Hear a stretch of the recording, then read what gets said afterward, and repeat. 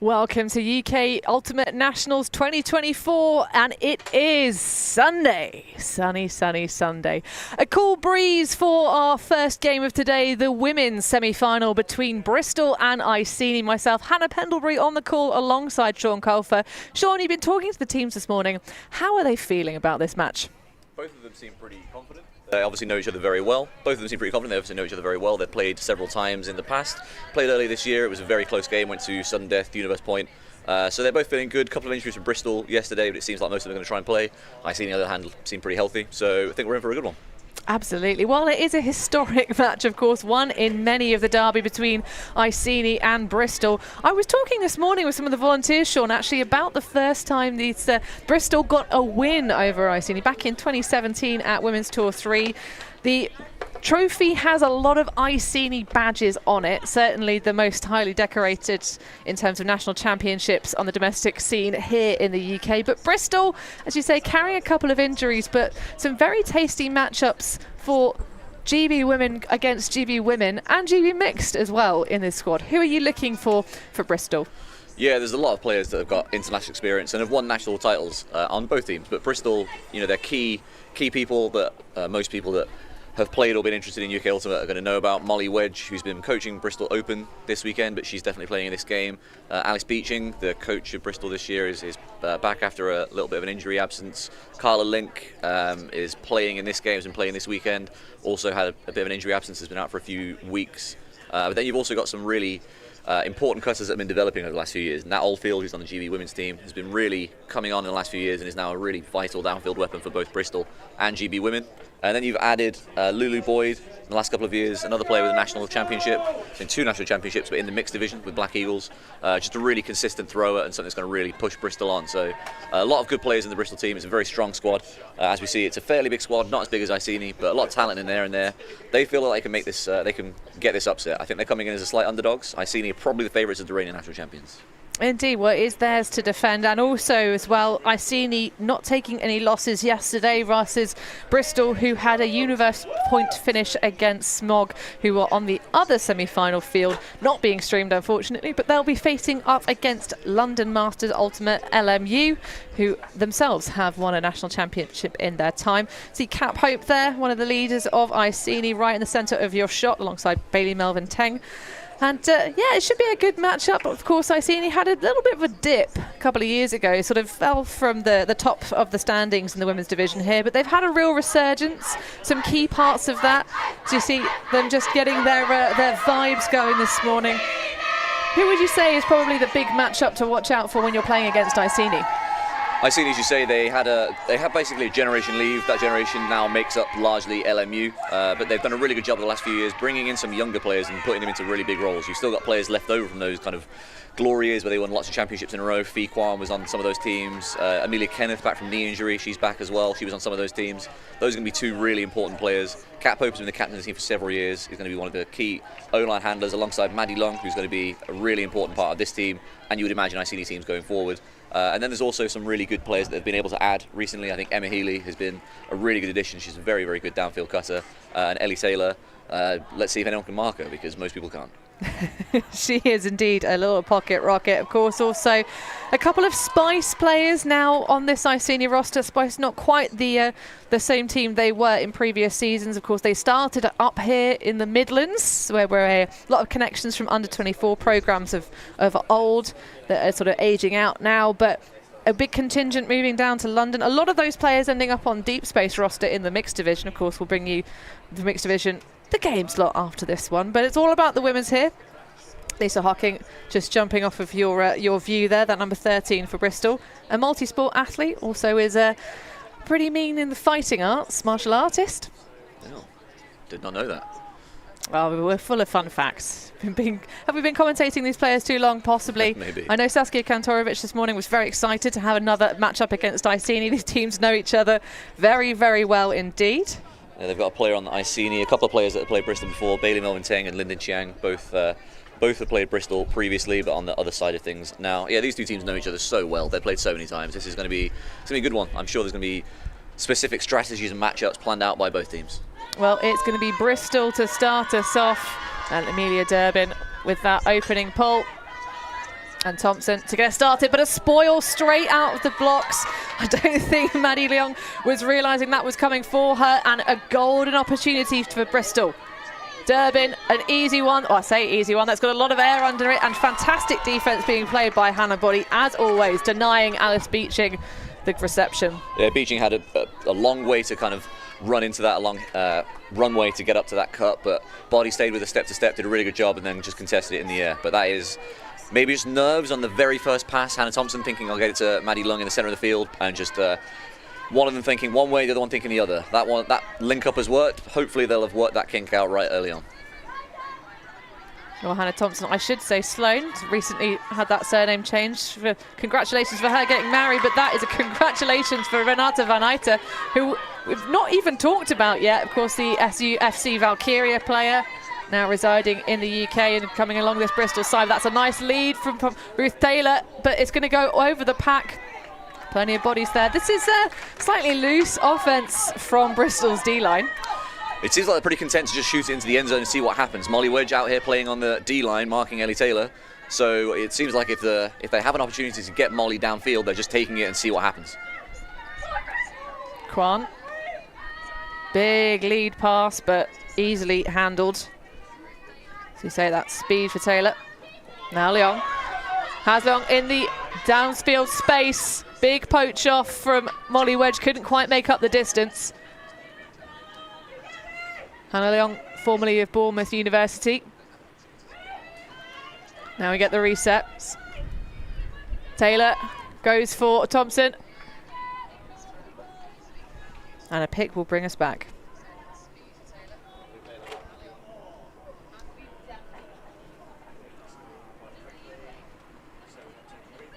So back in play, red zone offense here for Iceni. Kwan. Easy one. Well, I say easy, that was quite the full stretch layout, sliding around. It's Hannah Leong in the end zone.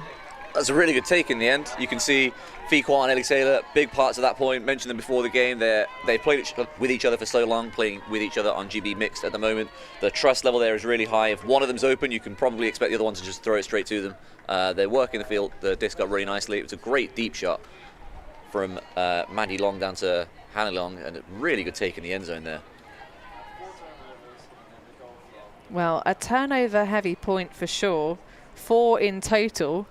Not the ideal start. And there's another cheeky Swedish import, sorry, on this Iceni roster. Just saw the little face of Maya Aurora Johnson. Plays for the Swedish women's national side. Yeah, I think Aurora Johnson has moved to London. I'm not sure that Renata has. Do you know that she has? I thought she was kind of picking up for Bristol this year. That is a very good question. I thought she'd moved across, but we can always find out. Yeah, we can find. We'll find out before. If Bristol make the final, we'll have that one for you there. But either way, it's an interesting pickup because she obviously, as you say, was SUFC Valkyria and played Sweden women at UC, didn't she? So very good player. Yes, very good player indeed, and is a beach European champion herself. Who was that? Is that with Valkyria as well? Or is it? I'm sure the Swedes won. Swedish women's, Swedish women's. Swedish women's, yes. I was just trying to figure out which tournament is it. We've done a few. The many tournaments. Which one it was? So Bristol's O-line out. Carla Link with that hand injury, but not the throwing hand. That left hand, a player we know likes to make bids, and I'm sure Sean's heart will be in his throat every time she goes for the disc. Of course, she'll be playing on GB Mix later on this year. That's a lovely idea. Pack developing underneath it, but Saskia Kantorovic, she may be small of stature, but she goes up for those discs like it ain't no thanks. See the height difference there between Oldfield and her. Glorious work and a clean hold for Bristol. Yeah, Carla Link spots pretty quickly that Annabelle Plummer is on the wrong side, I suppose, of Kantorovic. It's the force side, but because Kantorovic was so wide, Carla Link's able to just kind of put some air underneath that IO backhand, and it's just going to sit for Kantorovic. And yeah, she's really good at going up and grabbing things, got very, very good hands, very rarely drops anything. Has been that way for a long time, has played GB Women's in the past, has playing Masters at the moment. Really reliable downfield target, and as we see this throw, just a little bit of air underneath it. I think that's always for Kantarovich. She's got the angle for it and just goes up before Plummer can get there and ahead of Payne. Indeed, Ellie Payne again. This is her second season playing for Bristol women, having moved across from Spice. Yep. Another GB women's player. Indeed, and we of course will be looking forward to seeing all of the GB teams out in Australia later this year. Great Britain, one of the few nations to be sending a team in all 3 divisions all the way to the Gold Coast, because it's not exactly a cheap or quick place to get to from this side of the world. It's going to take a while, yeah.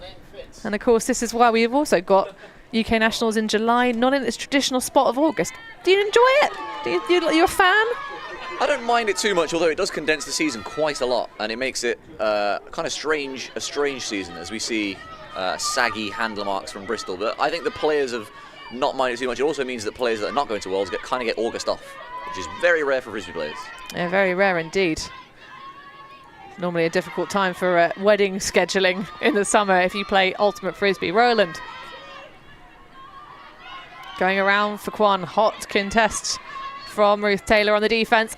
The pressure's on, the bid is there, but Aurora Johnson can't quite get her hands around it. Valiant effort though. Yeah, it was an open shot for Kwan, just a little too much air underneath it. Doesn't look too windy today, but we saw it have a huge impact yesterday, and it looks like it's having an impact early on. I like that adjustment underneath the disc from Beeching, but she lashes it a little bit too early, trying to hit Payne. Yeah, you can see Bristol, like we talked about earlier, particularly defensively on the D-line, they're trying to be incredibly aggressive and just letting it fly. And this time Martha Payne, Ellie's twin, also playing on this team, just a little too far for her. Yeah, I had a little moment where I looked down at my roster sheet and got my head confused, but I know that's definitely a Payne sister. That was with the disc. So high pressure situation, Pope being pinned to that far sideline. Again, Taylor having a fun time marching up with Fiona Kwan. That was going to go off of the hands of Ivanosevic, but to Pope. A little bit of Matt Klein for your morning. Things getting a little bit scrambly here. Kwan doesn't like the look of that around, has the inside instead. Really lovely switching downfield from Bristol's defenders. Just nullifying a lot of the options. Pope asking for some undershots, and it's going to be a great bit of defense, but just about hanging on. The fingertips that overshoots Taylor. A bit of conservation of greatness there from Yasmin Gill. Yeah, Yasmin Gill coming over from the mixed division, played Smog last year but has moved down south. Really good grab. She's another one who has very reliable hands downfield, even though she's not the tallest. She's a really good downfield receiver, was used a lot in that role by Smog. Over to the women's division. It's a great catch from disc with a little bit of air underneath it from Pope, but just too far in front of Ellie Taylor. And I mean, it's difficult to do. The wind must be pushing things a little bit too much.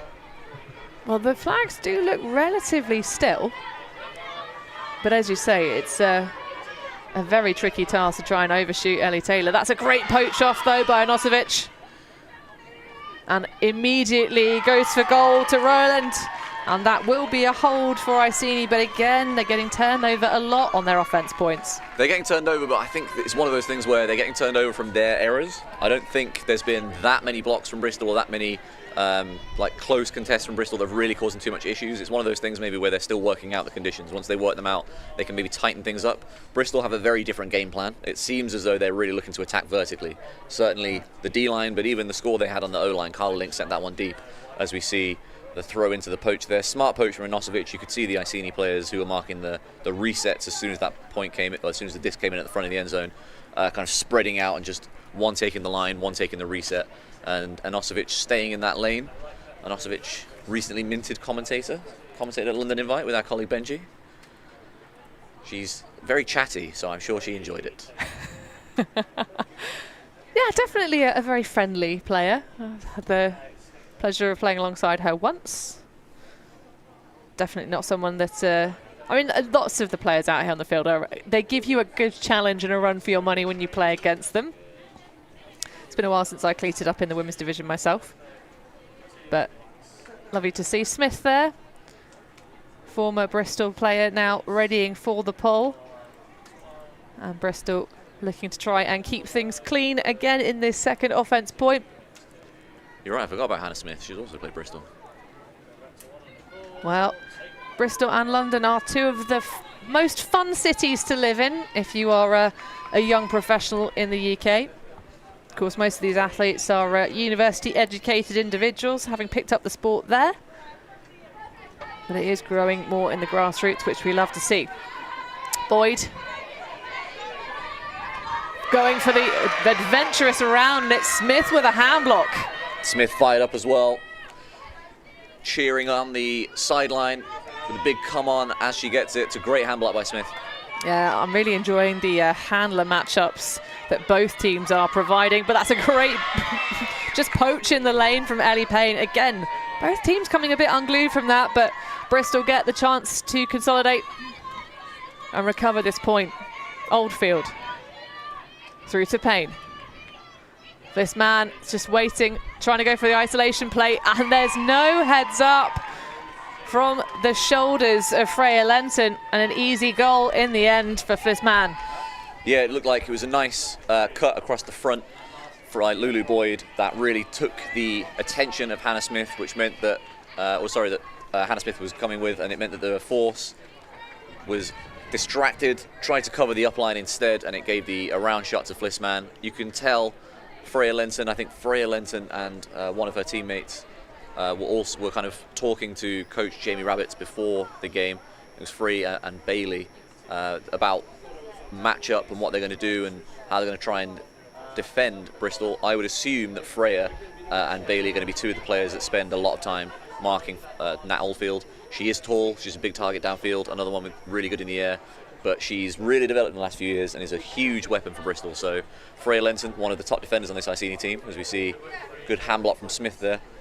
I would assume she's going to spend a lot of time on Oldfield, so let's get used to seeing that matchup.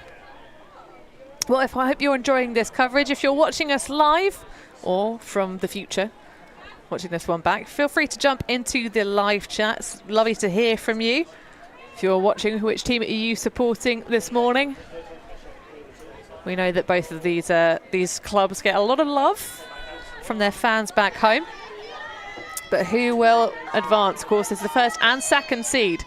So one team's hopes will be dashed in the next hour or so. Long through to Thompson. Nice little move there from Hannah Body as Hannah Leon cleared out. In fact, I think we might have all of the Hannahs bar one on this Iceni point coming out on offense. A little bit of switch, that one high but well handled. Thompson puts that one beautifully out into space. You can see the wind trying to do a little bit of mischief with it, but Leon through to Pope. There's a clap, but there's a drop in the centre pitch and half a field for Bristol to go. Wedge immediately picking it up. Has Van Eiter available, but needs Payne to clear. Just a little dish. And immediately going for that up line, trying to attack. Oh, there's a confusion downfield, though. You could see that Rodriguez thought about the deep shot and then came underneath far too hard. I think, to be honest, it was the right decision from Valerie Rodriguez. She is not free at all. Maddie Long is on her shoulder as we see the replay. Maddie Long is with her the whole time. But this is another, I think, example of Bristol just deciding that they are going to shoot deep and live with the consequences. So Molly Wedge deciding to throw that even though there was basically no separation at all. As we see Long swing it all the way across the field. Yeah, really just took charge at that point, picked it up, I think, a little bit before the rest of the team had figured out the structure. And I don't hate an aggressive counter-attack when you're playing on defence, but that one is just going to sail into the dirt. And again, an opportunity here for Bristol. They've had so many of them. Can they make anything of it? Durbin rescuing that one that sailed past Van Eiter. Now Wedge into Durbin. The footwork is impeccable, and that will be the break for Bristol. They take the first blood in this match. Bristol doing a really good job of putting a lid on the offense completely, so Iceni having to play in a fairly small space, and their forces are also making Iceni go away from some throws that are open and the space is there, but they don't want to throw around the mark. And so at the moment they're penned into an even smaller area than just taking away the deep shots. They're kind of only using half the field, having to reset it a lot. Even the resets are kind of quite lateral, having to come with a lot of hard work. It looks like a tough one to work against. but Iceni, I'm sure, are going to be able to figure that out as we see a replay of the score here. It looks like Durbin wasn't the intended target, and then as you see, we go through and number 4 Thompson goes around with someone else to try and stop the throw across the front, and Durbin toe taps that one in at the front of the end zone. But yeah, Thompson just leaves Durbin, and Durbin takes advantage. Well, after many attempts at the break, we get a conversion for Bristol's D-line. They're now 1 for 3 in terms of the points they've come out and played. So that will give us our first difference maker here. Obviously, Iceni starting this game on offense, so Bristol will need to maintain this one all the way through.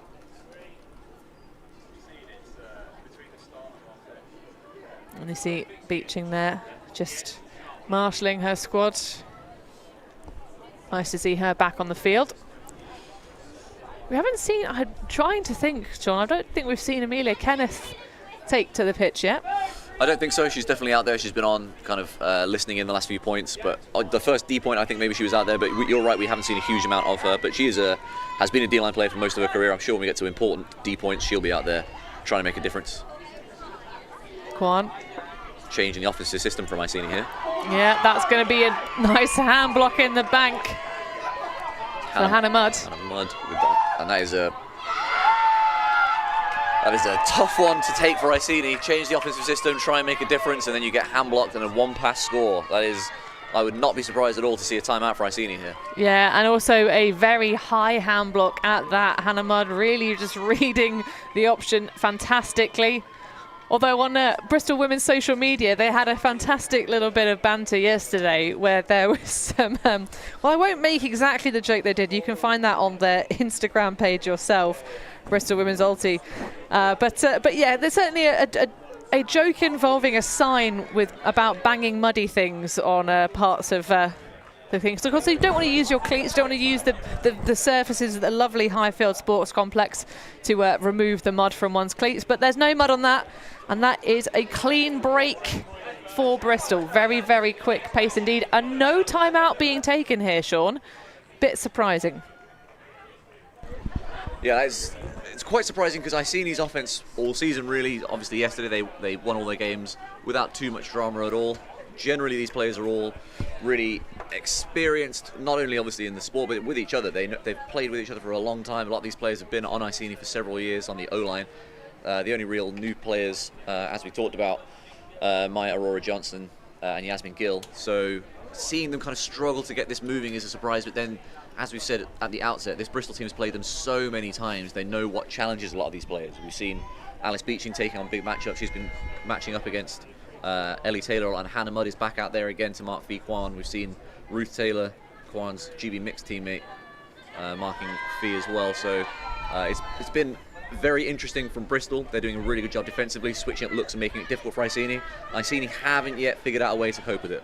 Well, they've got a bit of a gift in that pool. It had a little bit too much shapeliness on it. Perhaps was going for the roller from Durbin. But Aurora Johnson now, high release, but plenty of room underneath for Roland. Now round to Kwan.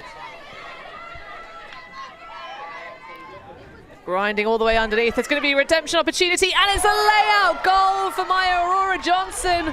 Backs up her teammate. That one was definitely intended for Yasmin Gill, but it'll do nicely, and that will inject a little bit of energy into Iceni's roster. Iceni moved their stack a bit deeper, and it meant they had more space to cut into under, and that really meant they were able to take big chunks out of the Bristol defense. But that's all about that catch.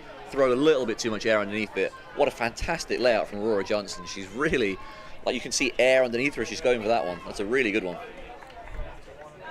Well, we've got some love for Hannah Mudd in the comments. AD Fletcher tuning in this morning to support Bristol.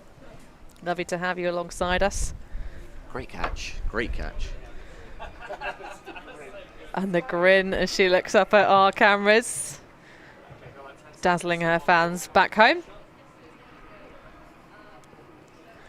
And we are delighted to be back at Highfields Sports Complex. The groundskeepers do a really fantastic job on the field site here. Of course, the hosts of the Under-24 Championships last season. And as you see, the water jet adding to the complex next to us, of course, that was the host of a Masters Field Hockey Championships at the same time that Under-24s was last year. That looks very close to the car park. Is that just cars getting covered in water? That'd be quite funny. And just blasting. I think they can take it, to be fair. True, but just blasting the floodlights as well. Fantastic stuff. I love that. Although the funniest story involving sprinklers and ultimate frisbee, of course, comes from the 2019 European Championships in Chior, where we had Gamus Interruptus, where the sprinklers of many of the pitches just appeared in the last game slot of the day. You know when you've been Chior. Andrews, one of the development stream players making this national squad for Bristol. They have 3 iterations: the competitive roster, the development roster, and the training roster, per their announcement. So you see Hocking moving that one all the way back across, just taking these relatively passive options. Link now trying to get things going on the far sideline, doesn't make the bid, just lets that one go to ground. So that one's called low-tech from Iceni. It's kind of a zoney thing up front with match behind it, and then you fold into match eventually. It was really effective there. Well, that's going to be a difficult one to track down. Carla Link goes up strong and bops that one away. Yeah, Chang was just underneath it. I think it was a good shot, just a little too much sit right at the end, and Carla was able to get there and knock it away. So the first turnover for Bristol's O-line. Andrew is into Hocking. Link isolated just behind that little pocket, opens up the cork, and that will be a battle underneath it. Great effort on the second attempt. Fantastic composure for Gemma Henry, and then throws into the end zone, and that's going to be another goal on the board for Flisman. Gemma Henry, one of the players who was carrying and not coming into today. I think she was a little limited yesterday. A player who's moved down to Bristol from Scotland fairly recently. Really, really good work. She's a great athlete, very, very fast. On the GB Women's training squad this year. Tessa Yalink, GB Mixed squad this year, did a great job getting a hand on it first, but good concentration from Henry, and then good running to back up a teammate by Flisman to give Henry an option. But we see Hocking's hammer to Carla Link. Link has so much space there, and we've seen Bristol many, many times in this game, many times in previous years. They don't mind taking a shot. Yeah, it's an interesting one because, of course, the zones players have different jobs. But when you have Carla Link getting a hammer just over the top of the front row like that, I think you've got to make a bigger effort to at least try and get in front.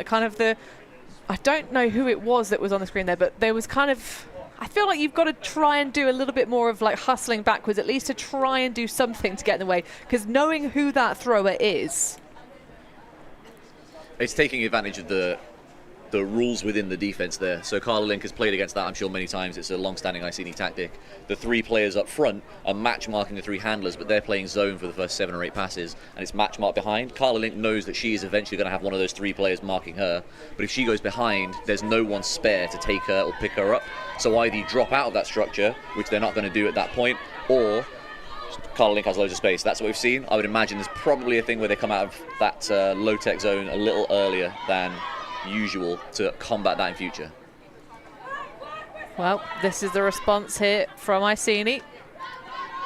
Thompson through to Pope. A little bit of a double cut there for Leung and Thompson. Still count all the way up. A nice low grab. There's the overshot though, and the pressure just became a little bit too much. Beaching thinks about the point and shoot, has Taylor underneath instead.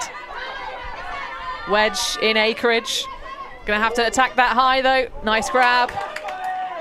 And into Durbin. Pressure on it, but just makes that final moment adjustment, and that will be another break. Bristol really opening up the lead here, 6-3. Really opening up the lead. It's another one where Hannah Thompson just slightly misses the target, but given the area she's shooting into, missing the target by a little bit means there's just absolutely no chance of recovering it. You see Thompson, she was a little frustrated after that point with herself.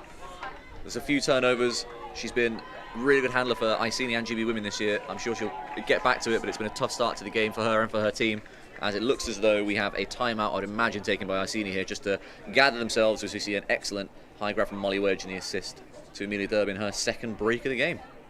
Well, I'm sure the Thompson family fan club will be watching this game and just saying to their daughter from afar, just find your head a little bit. Previously a tennis player is Thompson, but as the timeout is called to the field, we will take a break here in the booth as well. Can Iceni grind this one back, trailing by 3?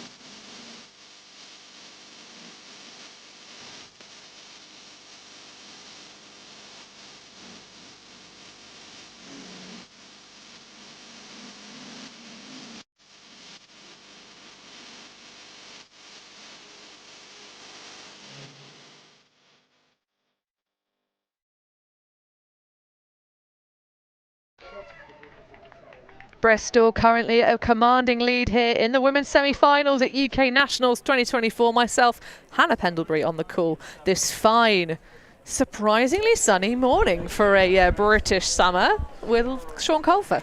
You enjoying this one? This is a good game. Yeah, this is very interesting. Iceni definitely came into this as favourites, had a great day yesterday. Reigning national champions, beat Bristol earlier in the season, but Bristol have learned some lessons. They're going with specific matchups. You can see people moving along the line to take specific players every single time. They look like they have come in determined with a kind of point to prove. Iceni look a little more nervous. It's easier to be the underdog, right? Easier to be the person, to be the team not expected to win. And at the moment, Bristol taking advantage of that. Total completed passes. You can see Iceni moving the disc around more. Bristol, as we've talked about several times, more content to take those deep shots, take those risks. As you see some Iceni players kind of throwing on the sideline, having not been on for a while. But yeah, a little bit of struggle to get the offense firing for Iceni so far. Well, you saw Wedge taking the knee in front of the D-line as they try to continue their roll of breaks here. Of course, has been coaching Bristol open, but cleating up. You see Taylor with the slide to retain possession. Has Pope available.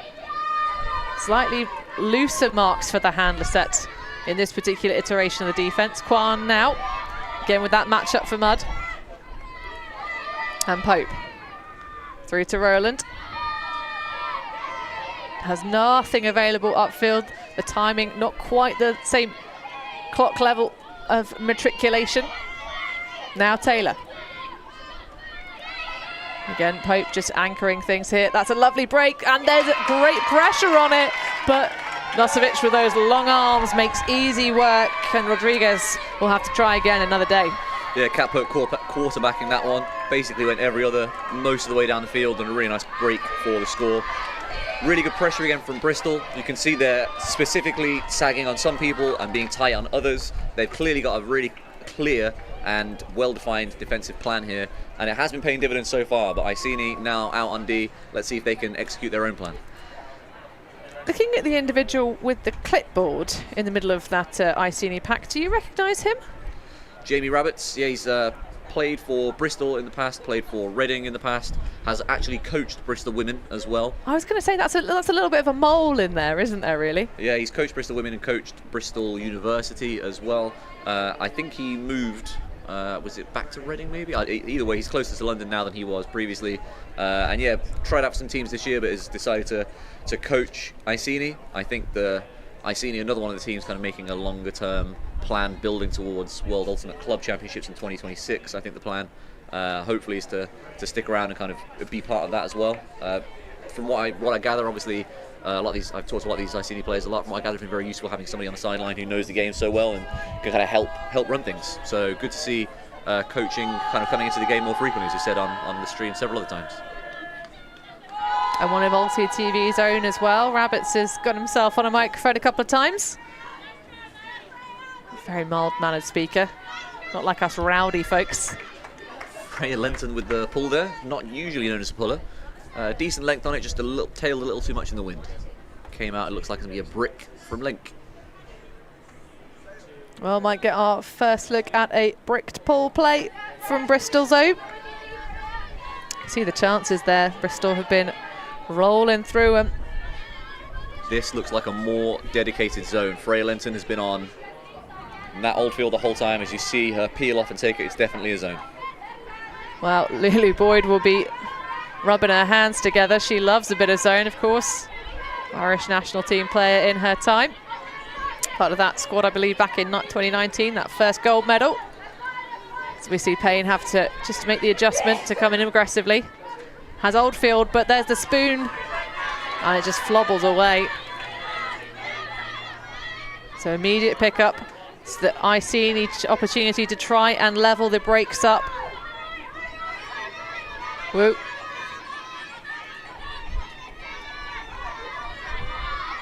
Spends a long time waiting for it, and it's going to be a great poach of Gemma Henry just sitting on that soft side. Now that one going for Link from Boyd. Oldfield in isolation. Link's going to take the opportunity. Oldfield's running it down, doesn't have to make the bid, just turns on the legs. And those shin splints not bothering her this morning. Yeah, that's a point that Iceni are going to be disappointed about and need to figure out quickly, because that was an effective zone. They got a turn. Oldfield had space, but they were able to make Bristol make some passes, and they eventually worked into a place where Oldfield got a drop. But the Iceni D-line offense had nothing going for it at all there.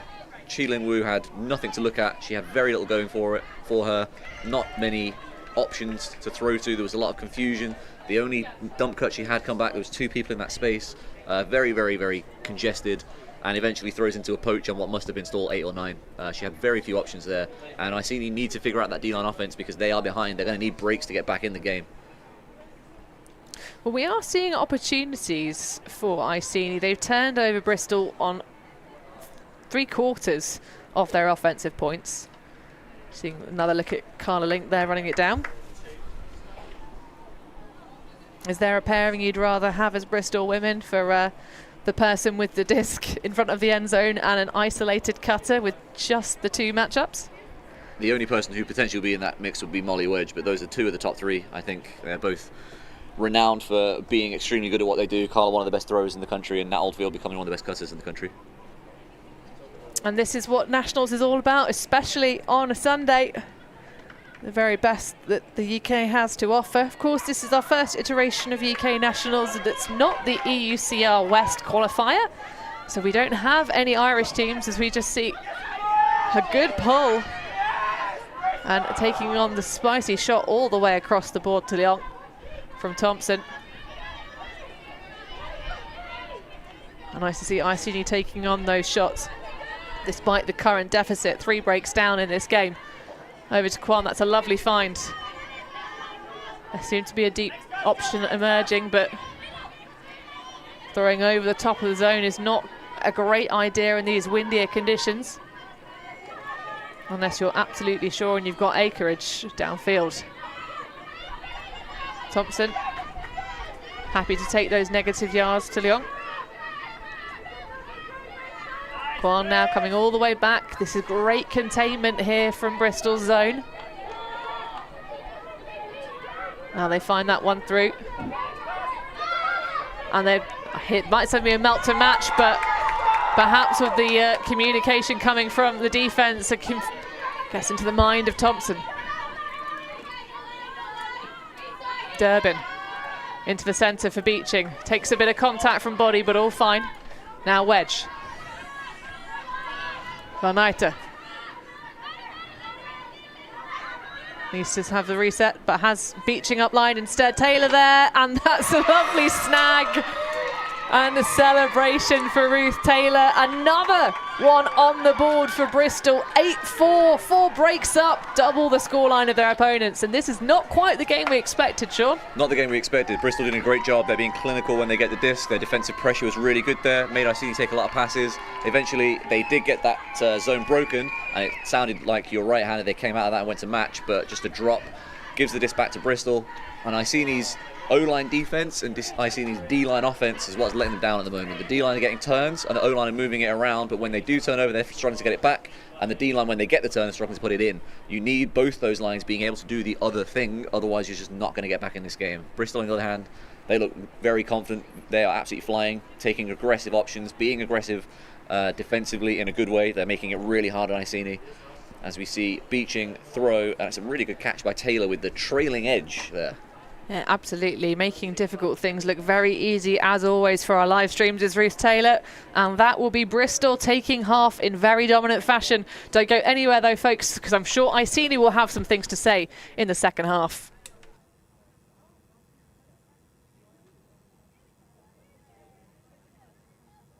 We are Hive Ultimate, a group of players and coaches from all over the world working together to progress the next generation of Ultimate strategy. We've helped top teams win world championships and new teams introduce the sport in a fun and inclusive way. Search for Hive Ultimate on YouTube to learn more about our cutting-edge strategies and to see analysis of world-class teams. To find out what Hive can do for your team, head over to our Patreon page where you can gain access to our exclusive drills and session plans and to join our worldwide community of coaches. Get ahead of the curve with Hive Ultimate.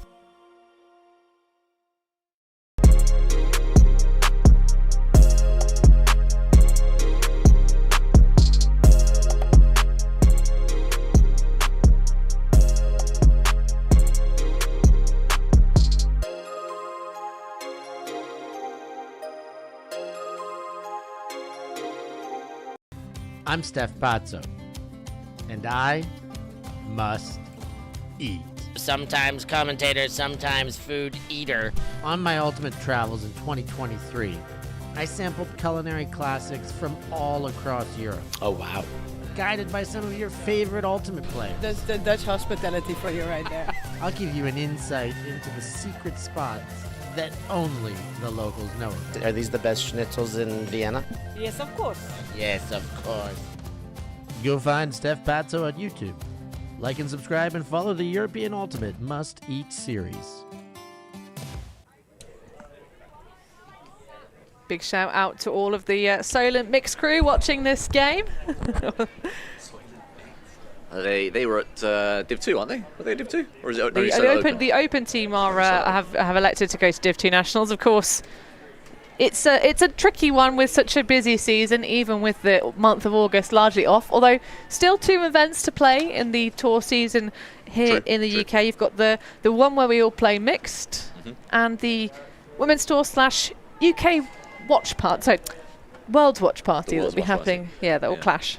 So is there, people are actually watching Worlds? I've obviously paid not that much attention to that tournament because I'll be doing other things at the time, but people are actually watching Worlds? Won't that be really late? I mean, I think you can watch it on tape delay quite easily. Oh, I suppose that's true. I usually try and watch things live so I don't get spoiled, but I suppose if you're in bed, it's not gonna get spoiled for you, is it? Unless you've got a really obnoxious friend that will WhatsApp you the results of the game. Yeah. So this is an opportunity for Bristol to get a mini break to go along with their collection of actual breaks coming out on offense. The 2 for 1. So you see Andrews and Boyd there, just getting things underway. Now over to Hocking. Another zone look from Iceni. You see Groiner there. McCarthy with the iconic green cap. Silver medalist from the mixed division for Ireland.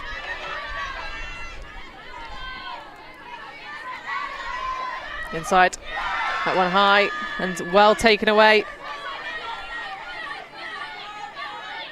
So can they do anything with it? Chang hopping back to Smith. Many of the Bristol women of old fighting against their current, but that's going to be a pick. Was it before the throw, Sean? It was not before the throw, but the pick happens, and I could see that pick happening as Bailey Melvin-Teng goes under with Lisa Hocking marking her.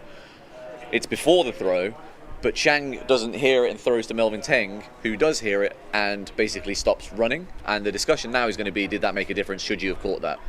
By the letter of the rules, Bailey Melvin-Teng probably should have caught that. You always have to try and catch it with the adjustment, the changer over. Our statsman in the booth, Lorcan Murray, says it's a turnover. He's made the hand signal. Yeah, they'll be having a discussion. That is definitely the discussion, whether Bailey Melvin-Teng should have carried on to catch it, because she had heard the pick and stopped, like Chang hadn't yet thrown it. I mean, Bailey has played with these players many times, so as you said, Hannah, she's played with them for years. I'm sure this is going to be a fairly well-tempered conversation, but a real key moment of the game here, because if Iceni can actually get this and put it in, this makes a huge difference to their chances of getting back into this one. Well, as you say, the letter of the law is that you should always catch it regardless. I wonder now whether Bailey is saying that Ellie Payne was in the way, but they're agreeing it's turnover. Well, so Bristol getting their hands back on this one. Indeed. Hocking over to Boyd. Payne streaking downfield. See the zest on that fake. Plummer trying to come and attack. That's a great layout grab for Payne. Dishes now to Henry. Man underneath. Kantorovich now. In a little while since we've seen her gracing the field after getting that first goal. Pick call downfield. Iceni, we're in that hybrid zone look again. They're out of it now. It's just straight match. But Bristol are winning the matchups downfield. Good catch from Ellie Payne. Very much known for those incredibly good layout grabs. Well, at the moment, Bristol just that little bit of extra energy. Things are working out for them more frequently when they get into a bit of trouble. It's a nice bit of vision there from Boyd to collect from Kantorovich. Now going up line. Casual lefty one-hand grab. Has Andrews in space, but looks around. Instead, it's Henry. Man going for a bit of dancing action. Loving that Irish matchup between McCarthy and Boyd. Always wise to have such a capable and tall athlete on a class thrower like that. High release to Henry. Payne now trying to get involved. Boyd just grinding upfield. You can see a little bit of wobble on that. So Henry is going to have a discussion with Tessa Yalink. Yeah, Yalink, long arms, really good mark. And that one is retracted, that discussion retracted. It's a fair block for Yalink, swiping down that disc. She gets a lot of those. And probably has quite a lot of very brief discussions about it afterwards. When you swipe in like that. Does make people think. So Smith just trying to put some air underneath it and get the disc away, because again, difficulty that the difficulty that Iceni's D-line are having on offense. Goodness gracious me, put my brain back on. Yeah, Bristol's just dropped two people into the lane and Iceni can't go past it. We've got cuts coming from the back of the stack, but there's two people that you're running towards in the underneath space, and Iceni haven't yet been able to get out of it. There's got to be take on the mark really aggressively, get it into the centre of the field from there, something along those lines. There has to be a change that comes here, because Iceni's D-line just isn't putting in any of these opportunities that they're getting, and that is, at this point, the absolute worst thing for them. Boyd, high one. That's going to be a tricky one for Henry to try and reel in, and it's great defence from Tessa Yalink that denies the option. Yeah, Yalink having a really good game defensively. Her team really needs someone to step up and get blocks, and she's got several of them, two in this point. So can Bristol pin on that far sideline again? We're seeing poachers in the lane switching, trying to nullify Iceni's offense. Big release around. High release. Smith now. All the way through to Chang. Back to Smith. Oh, and there's going to be a pick call because there's a suspicious level of freedom for Lyndon Chang running towards that front cone. Who is marking? Where's the pick come from there? Quite a while ago. I think it's Saskia Kantorovich. But I said there, we've got to take on the mark and get it back in the middle field. There was one big break from Iceni, and they're able to work it all the way down. McCarthy over to McGreedy on this side, and now they're up and running. They really need to remember that and keep doing it, because that's what's opened up the field for them, and they are. Oh, that's a little bit of a piece for Kantorovich, just enough to bobble it along and stop Yalink from getting bookends. say, close to getting that score, but they've got some turns already. This Bristol O-line, another big situation for them. Hocking just hucking it downfield, has pain, cluster of white shirts, great read from the youngster in the tank top, but unfortunately the wisdom and experience there. So of course it's been a while that Lucy Barnes has been playing Ultimate.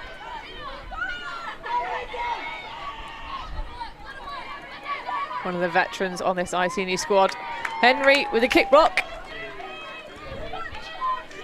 Just took a slightly better line towards the disc than Yalink. Oh, no, Bigridi, sorry. Formerly of Reading Ultimate fame. That's going to be a bit of backup for Andrews. Takes the easy one to Boyd. Hocking. And you can see there's a little bit of fatigue now starting to appear in the way Bristol are playing. It's been a long, drawn-out point. Total turnovers of 8 so far, which, if you're a defender, is a great thing in theory, but harder to play. So, McCarthy has Melvin Teng trying to just ignite something downfield. Has the reset to Smith instead. Barnes gonna shoot and point, and that is a fantastic idea. Yalink underneath it, and she wins the sky battle finally against Gemma Henry, and that will be a much needed break. What a first point of this second half though, Sean. Yeah, absolutely, marathon point. Both teams, you could see, you're right-handed, there was a lot of fatigue there, both of them slowing down. You could see not quite as much zip in the cuts from either team, very understandably, as we got deeper into the point. Just a drop from Kantarovich that you very rarely see. That is just a total tiredness drop. But in the end, a really good decision and throw from Lucy Barnes. You could see Tessie Yalink had separation off the back, and Tessie Yalink, one of the best players with the disc in the air in the UK, certainly in the women's division. Tall, uses the leverage that she's got, the height that she's got really well, goes up and high points it ahead of Gemma Henry, who, to be fair, she's quite a long way away when the disc goes up, closes it really well and puts a good contest in. She's very close to that one. But Tessa Yalink comes down with it, and it looks like Bristol take a timeout. Yeah, not surprising to see that. If anything, they just need to rest some of those tired legs, surely, and try and stop the momentum gaining from Iceni. But don't go anywhere, folks. We will be right back with more of the second half in a few moments. Always on the move? You can keep up to date with ULTI.TV on all of our social media channels. Like, follow, subscribe, share us with a friend, or send us a message just to say hey.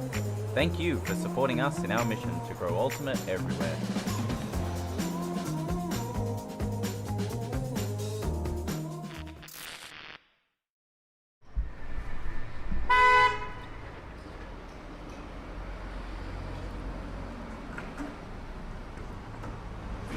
Nova Scotia Electric, become a member.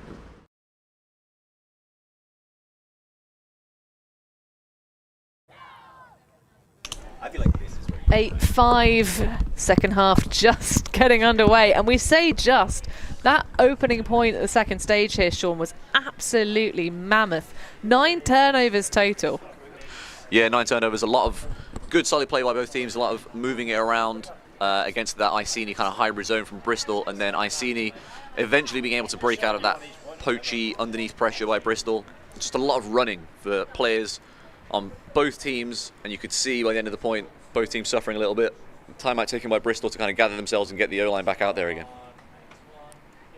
Yeah, it'd be interesting to see as our technology develops, Sean, as to, because I think there have been a curiously high number of unforced errors so far in this matchup, which is not what you'd expect to see, of course, of players of this caliber. They are surprising, to state the obvious. Yeah, there's been a fair few drops later in the game. Later in the point there, we saw a couple of drops from both teams, but when tiredness comes in, it just means your hands don't work as well. I think everyone who's played knows that when you're tired and you extend your hands out there to try and make a catch, and it bounces off your fingers, bounces off your palm. It's extremely annoying. Well, a curious thing about this is that actually at the moment, both of these O-lines have the same number of turnovers, 9 each.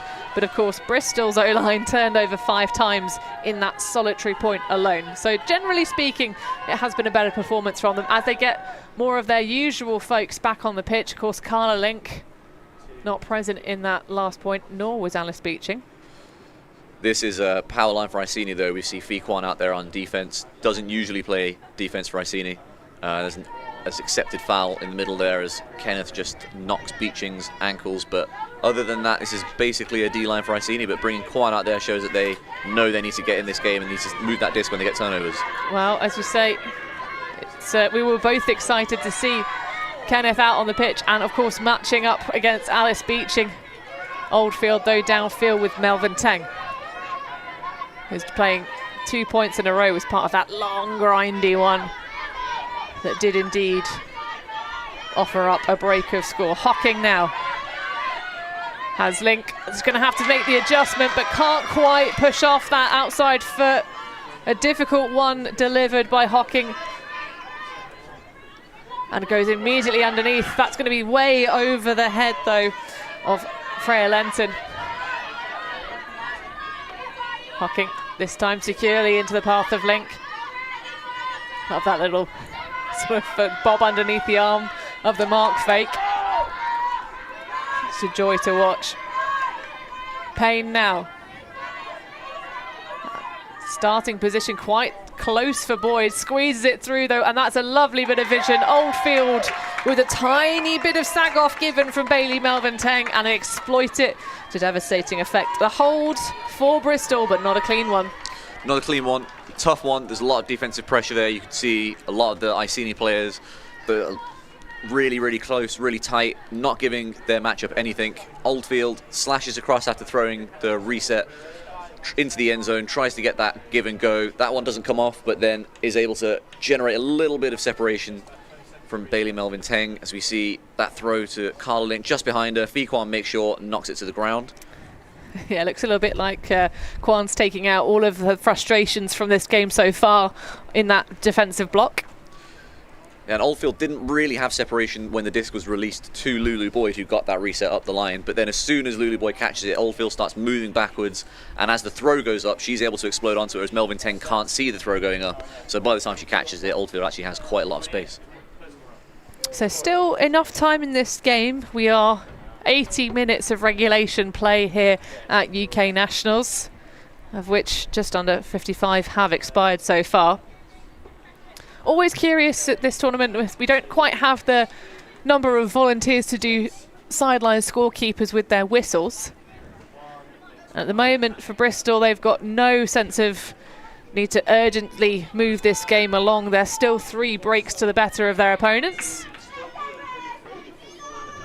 But half an hour or so remaining for Iceni to try and put their noses into this game.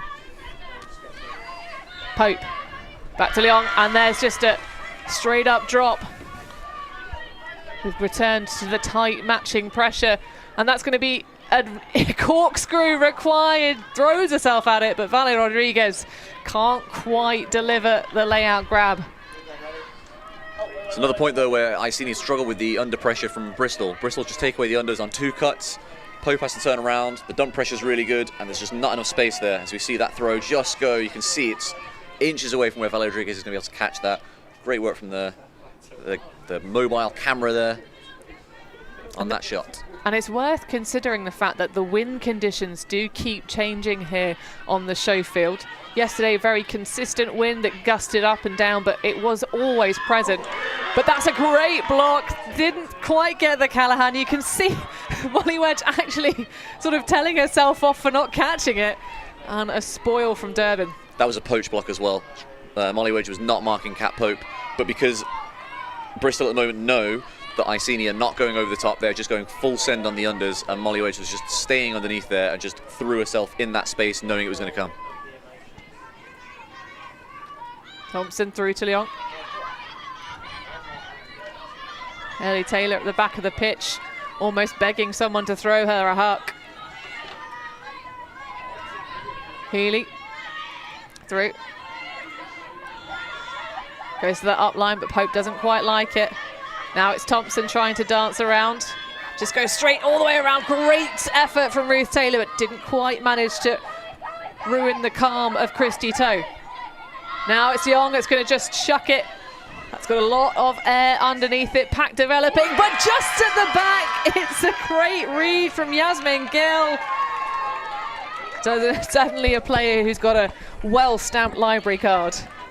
Yeah, we said earlier that Yasmin Gill was a really, really important deep threat for Smog Mixed the last couple of years, and definitely taken that into Iceni. We've seen her take a great grab over on the far side earlier in the game. We've seen her take a score already, and that one is just a great read as it's coming down. I don't think the throw was for her. I think the throw was for Toe, going deep, but just a really good read, backing it up from the pack and taking it down to hold for Iceni in a very precarious situation. That almost Callahan turnover on the end zone line could have been a break. That would have been 10-5, and at that point you're looking right down the barrel of things. It's going to be really, really difficult to get back into the game.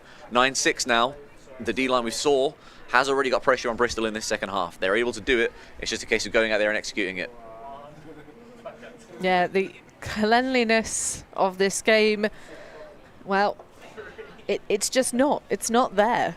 We've had very few clean holds so far, especially from Bristol's O-line, interestingly. The D-line have got it done 3 times without having a second turnover.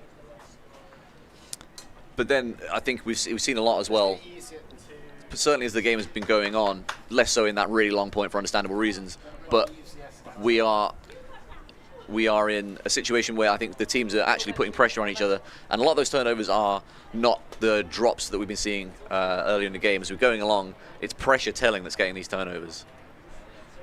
So we see a pretty straight D-line from Iceni, not bringing any O-line players over to try and get this moving this time around. Grania McCarthy getting ready to pull, and then for Bristol, we've got a lot of the usual offensive players. We don't see Beeching on this one, but Carl Link is back out there, and it looks like we're saving Molly Wedge for the D-line for Bristol at the moment. Andrews clearing an Oldfield underneath.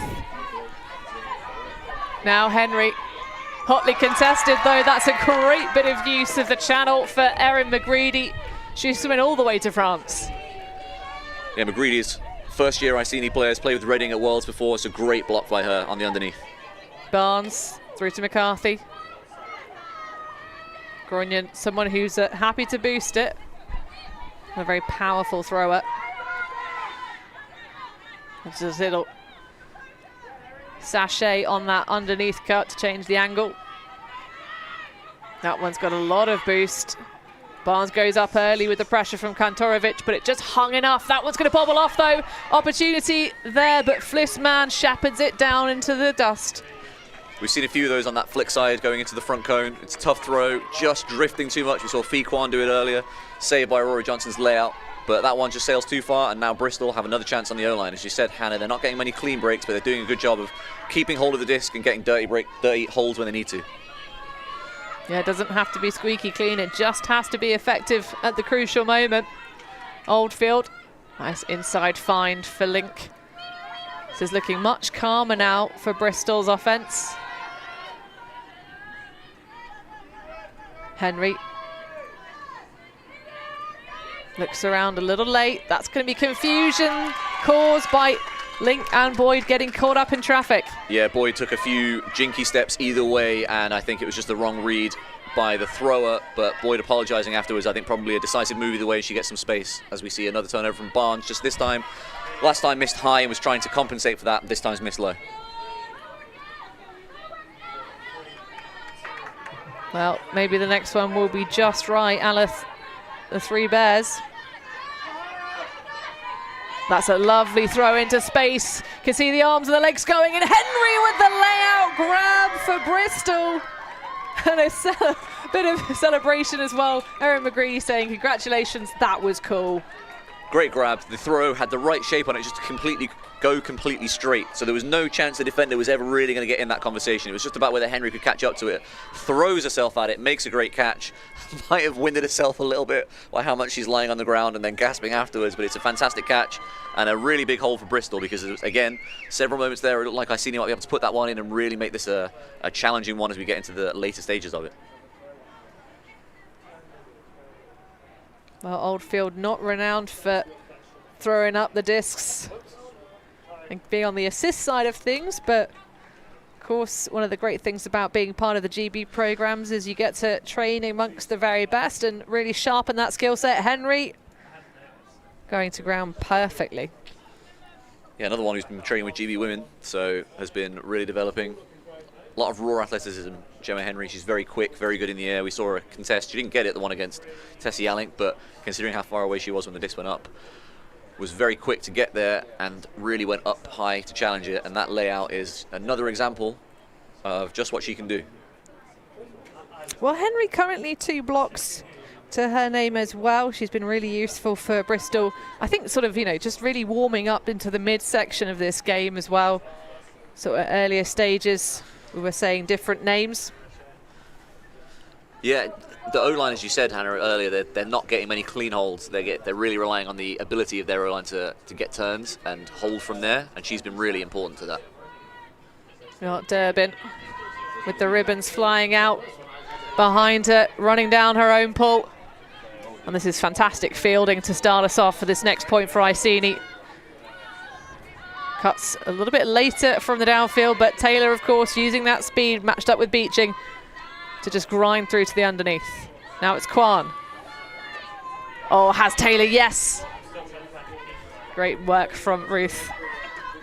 The other Taylor spelt differently to deny that easy shot. That's going to go over the top, and a little bit of a touch on it from Beeching. Means it's not going to be redeemed from the back of the stack. Durbin now to Taylor.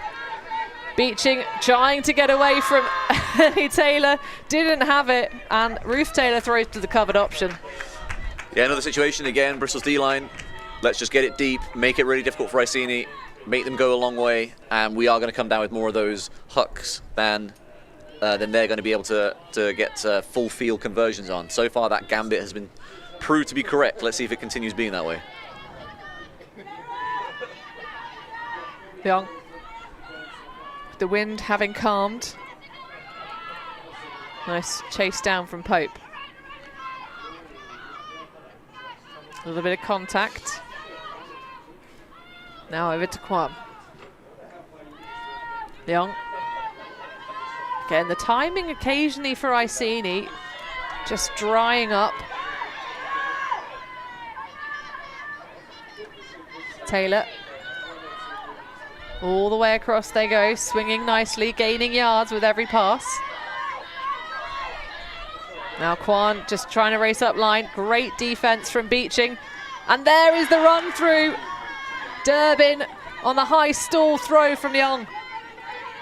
Snaffles it up. Rodriguez to Durbin. Taylor isolated downfield.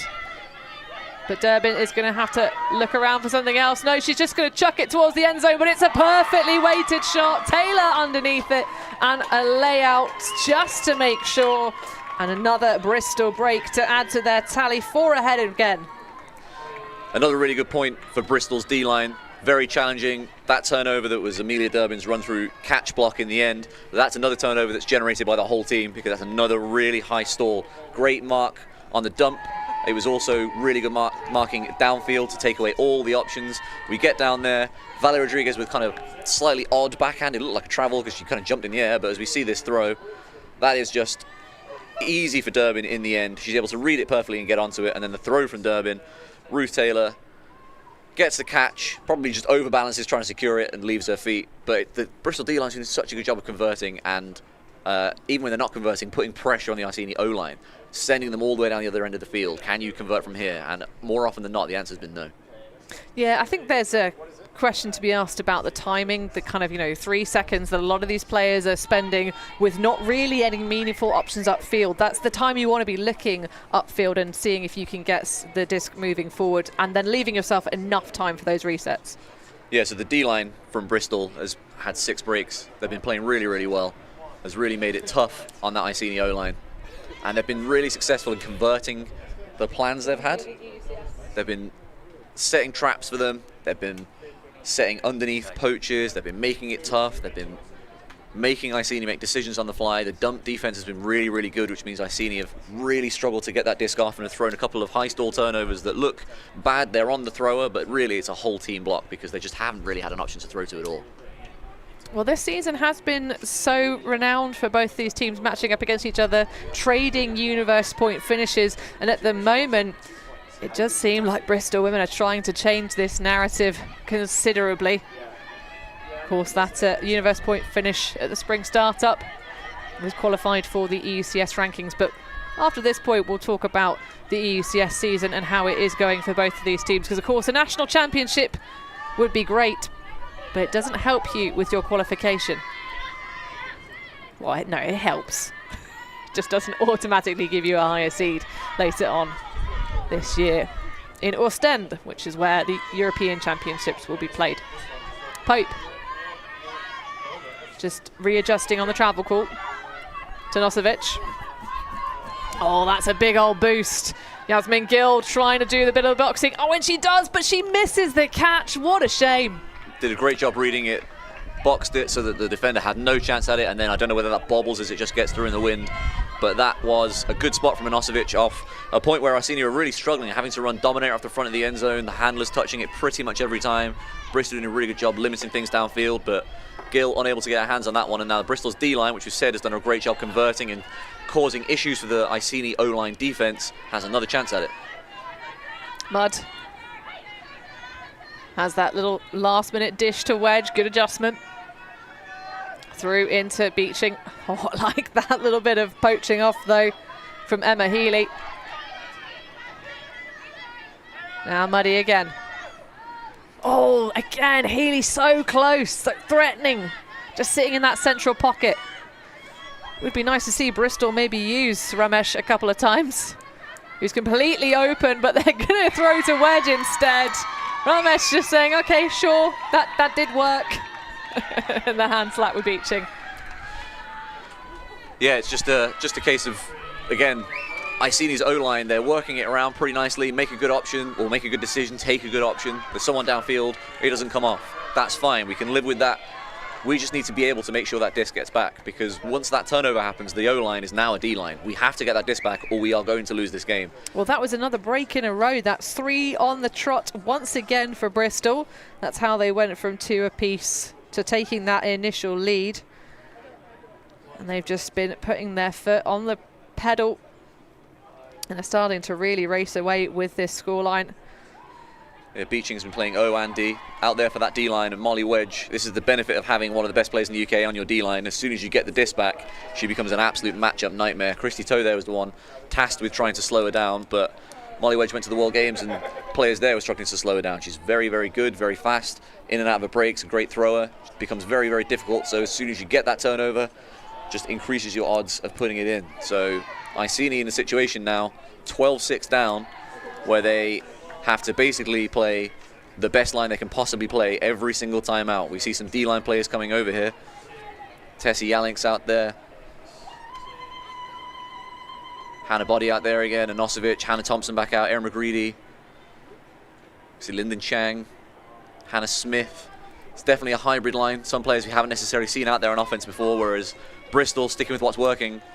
We've got a D-line out there, Molly Wedge with the disc getting ready to pull. Ruth Taylor's out there, Valerie Rodriguez. A lot of players we've seen before, a lot of players have been getting the job done in this game. Let's see if they can do the job again.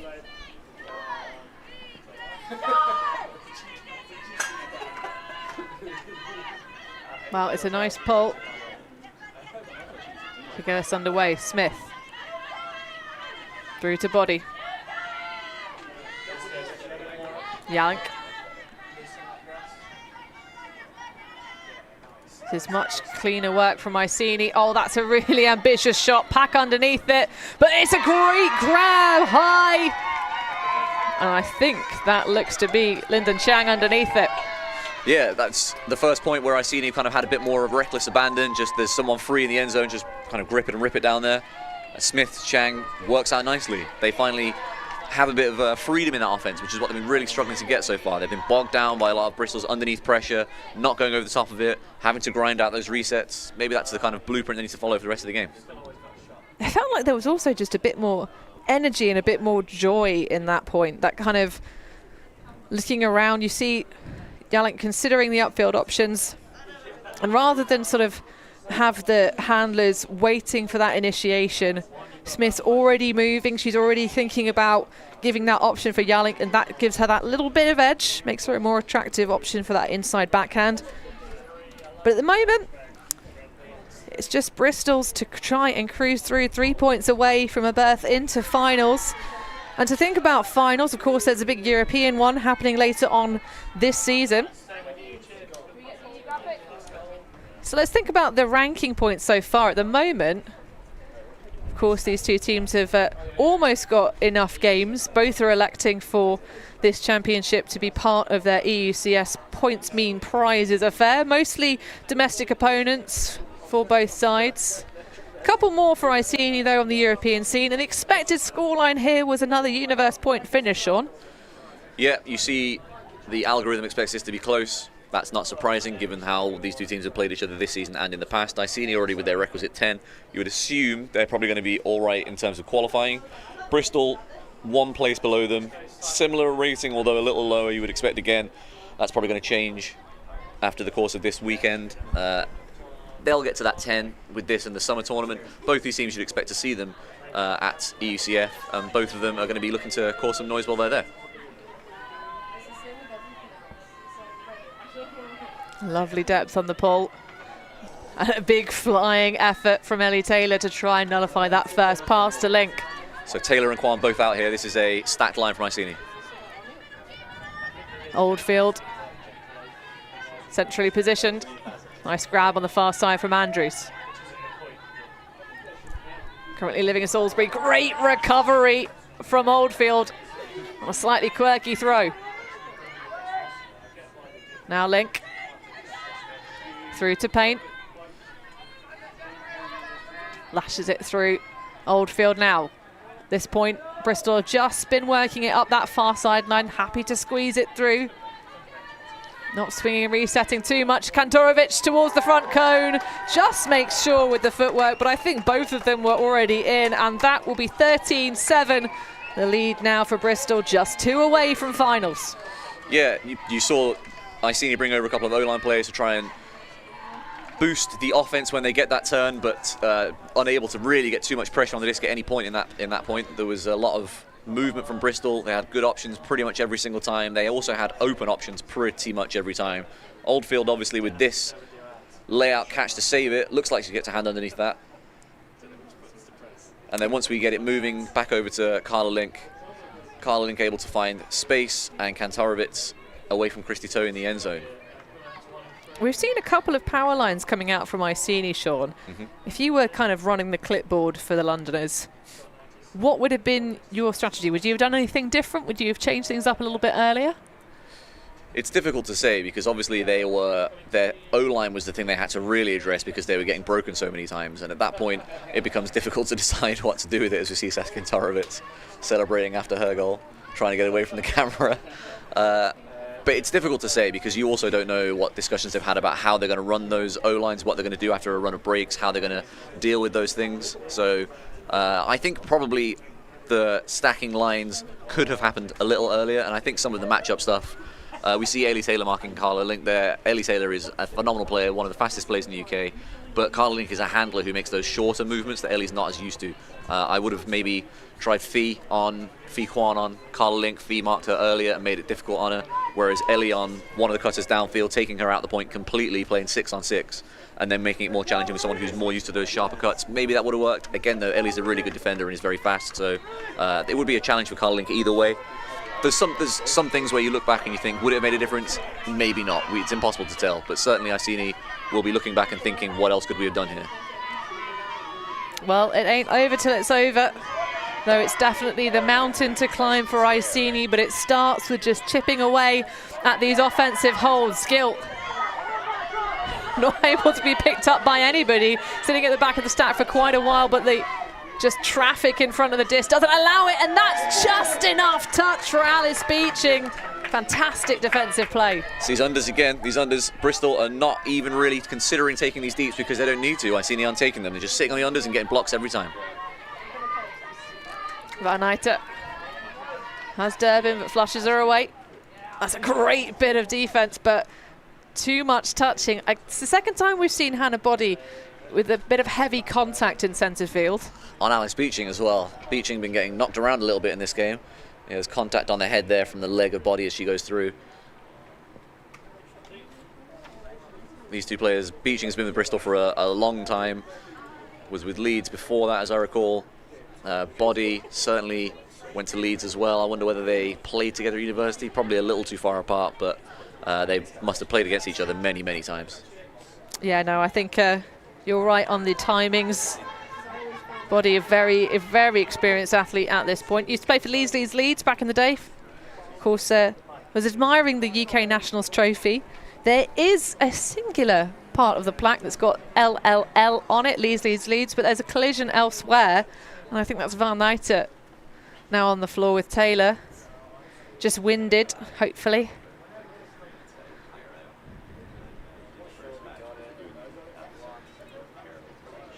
Yeah, she's taking an injury. It looks like she's okay. She's up and walking off. Yeah, I think just the way she's holding her chest just needs a little bit of time to recompose. But I think at this point, when you're 2 points away from closing the game out with your opponents not even in double-digit territory, I think it's not safe to say that job's done, but it's nearly there. Nearly there. All Bristol needs to do is keep doing what they've been doing all game, executing at a high level and making the defensive pressure on Iceni tell, and then making them really uncomfortable when you have the disc in your hand. Well, this for another break of score. Ruth Taylor pops it back to Ramesh. Oh, cheeky little inside flick. I like that. Now Beeching looking for an option. Has wedge. Sees wedge. Throws it. But nothing but smack down there. And the disc just bobbling out of the side. Beeching still feeling her head a little bit after that collision with Body. There's no way I think that Beeching throws that in a close game early in a game. That is a fairly risky scuba option over the top. Wedge almost is able to get there and catch it anyway, but they've still got Iceni pinned on their end zone line, and again taking away all those unders.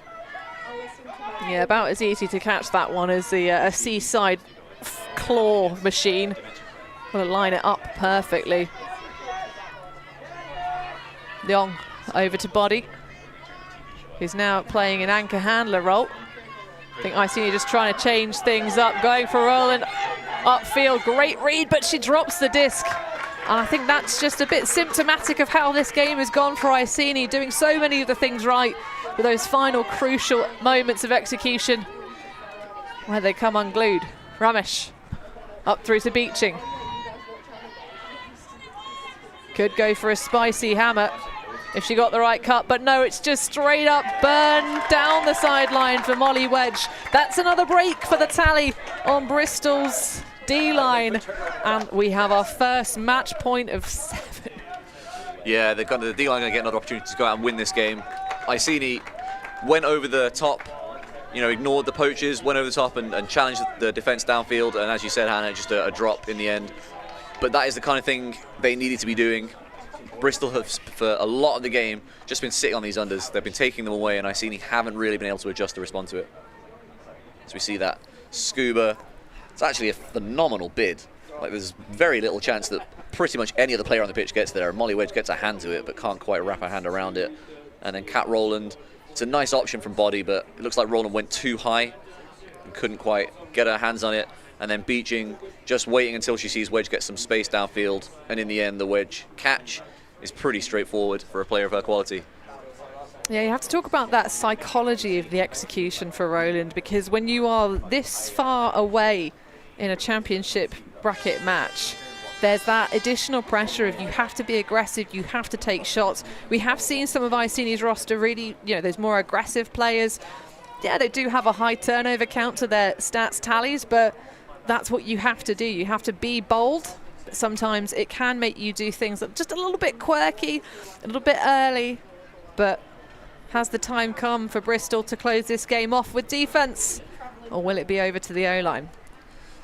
Yeah, with the roll and catch, I'm sure we've all done it when you're throwing around or in a game where you load your legs to jump, and then as you jump, the disc kind of dies a bit and you actually end up clap catching it near your waist. It looked like she was ready to go up. The disc went lower than she expected and just couldn't quite bring it in. And as you say, Hannah, that's kind of symptomatic of how things have been going for Iceni a little bit, particularly in this run of points for Bristol. The second half has been pretty much all Bristol. Well, the depth of these pools is indicating the fierceness of the wind left to right as you have it almost on your pitch, although it is changing a little bit. Thompson on the underneath. Has Bailey Melvin Tang. Big pressure from Taylor, but I think again, just not quite the right moment of poise. Can Bristol finish us off here?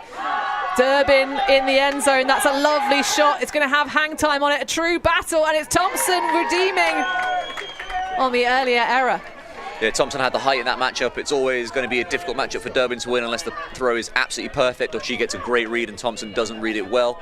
Thompson just got those longer arms, that greater height, and is able to knock it away. But again, we've seen it all game. Bristol have been really aggressive, have been very happy living with the consequences of their decisions, whereas Iceni looked tentative. As I say that, Thompson rips it deep, but Molly Wedge able to clean it up. But Bristol have been aggressive, Iceni have been a bit more tentative, and that is kind of the story of how this game's panned out.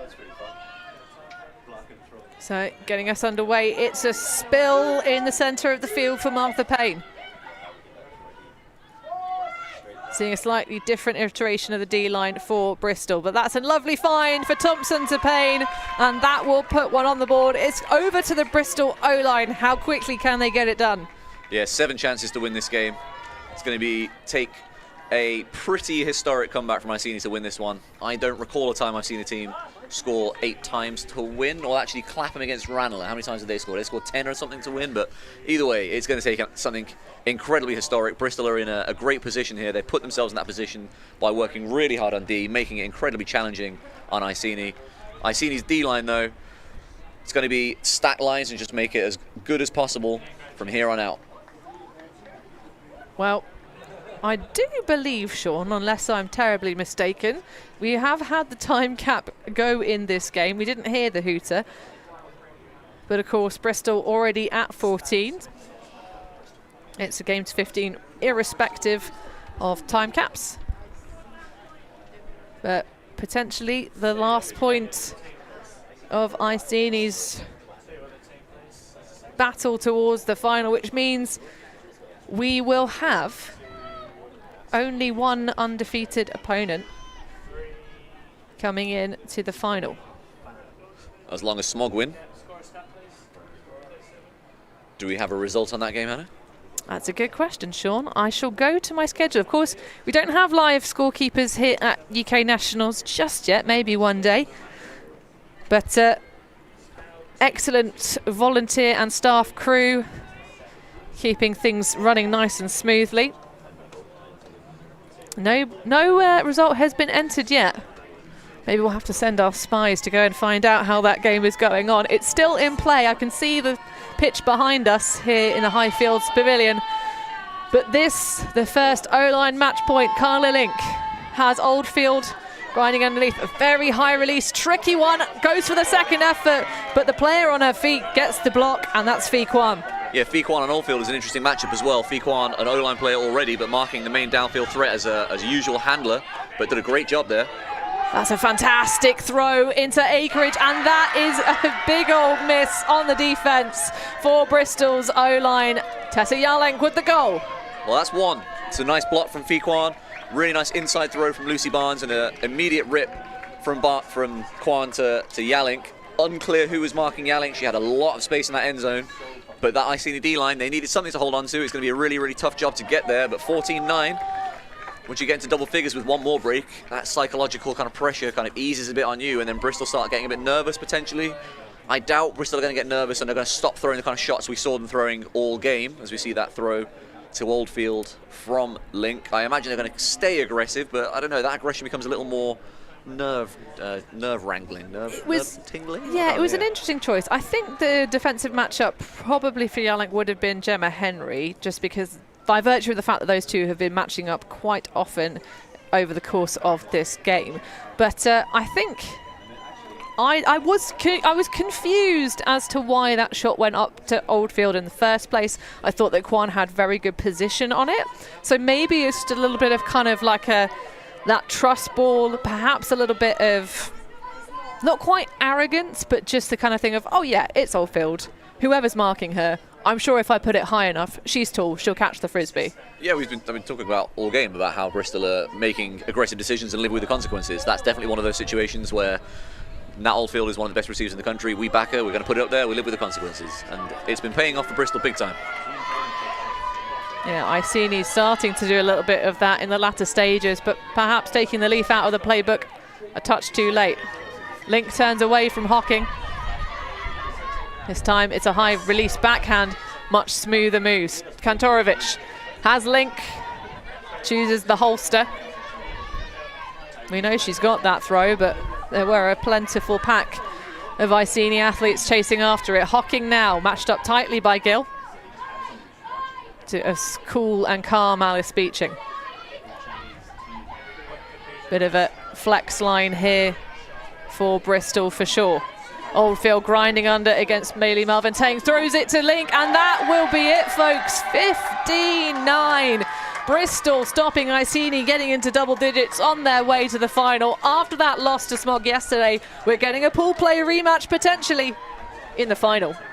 Yeah, an amazing game for Bristol. They just were able to solve so many of the issues that Iceni were posing. They were able to take Iceni out of their game, make them play in a way they didn't want to play. Iceni all season have been really good at running those underneaths, running the patterns, keeping the disc moving.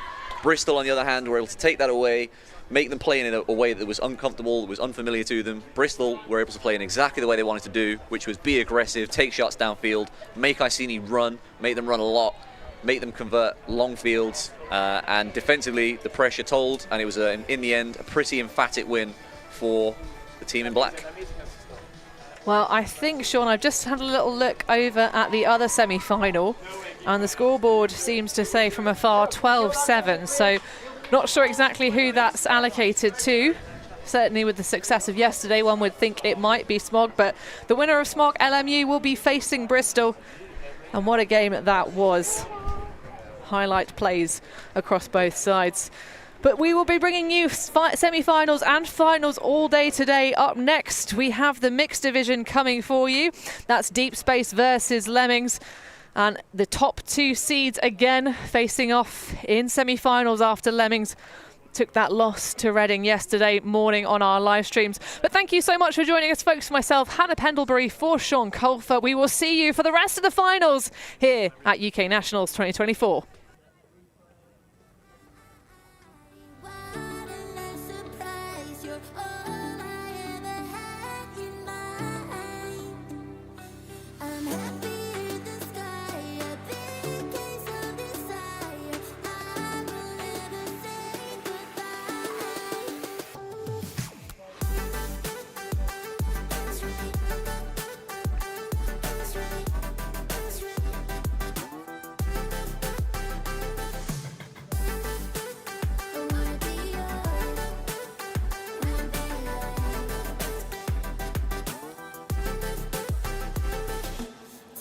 Still pull up.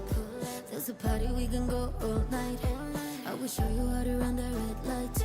If you wanna, you can call me mine.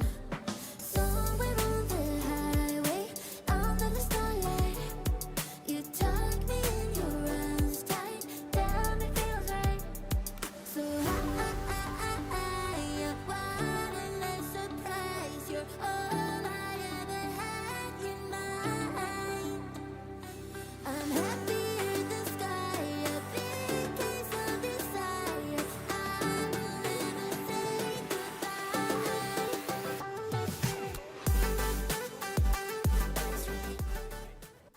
Thank you. Thanks. Yeah, Ultimate.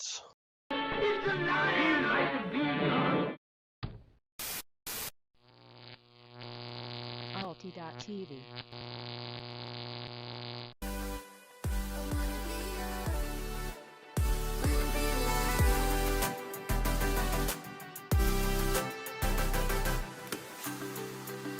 I know that's about balance.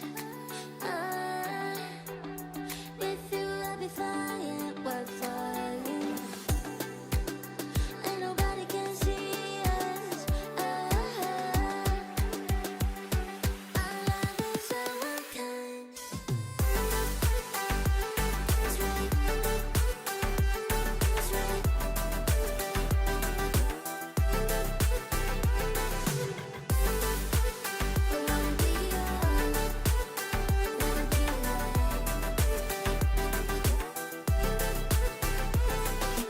Everybody dance, don't stop.